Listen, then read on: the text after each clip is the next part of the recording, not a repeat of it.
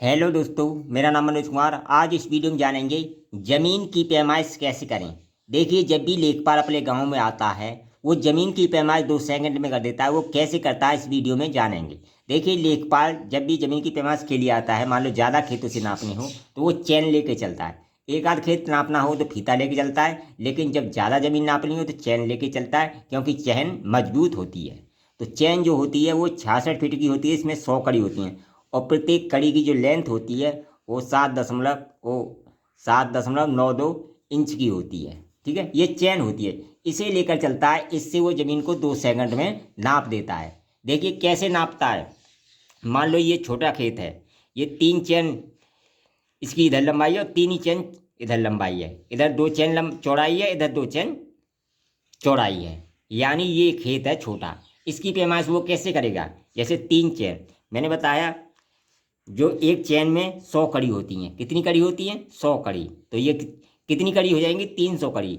और 300 कड़ी ये नीचे हो जाएगा, तो 300 कितने हो जाएगा? 600। कितना हो जाएगा? 600। ठीक है, इसी तरह ये 2 चैन हैं तो 200 कड़ी हो जाएंगी, ये भी 200 कड़ी हो जाएंगी। ठीक है, तो 200 200 400। ठीक है, 400। ठीक है, अब इनका गुणा कर देता है चौक 24। 24। ठीक है, और कितने जीरो हैं? 4 जीरो लगा देता है। ठीक है, 4 जीरो लगा दी। अब देखिए, ये आपकी जमीन की पैमाइश होगी। वो क्या करता है? 3 स्थान बाद दशमलव लगा देता है। 3 स्थान बाद दशमलव लगा देता है, तो इसका मतलब क्या हो गया? 240 एयर जमीन होगी। कितनी होगी? 240 एयर जमीन होगी, आपकी जमीन की पैमाइश होगी।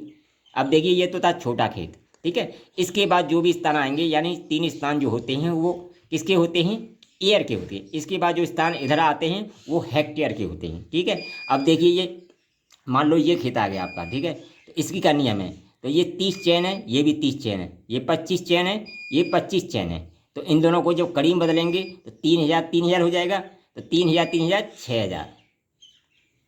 ठीक है, गुणा ये 2500 हो जाएगा कड़ी में, ये भी 2500 हो जाएगा, तो ये जाएगा 5000। ठीक है, 5000 उनका गुणा करेगा 6 पंजे 30, यानी 30 हो गया। 6 जीरो लगा देगा।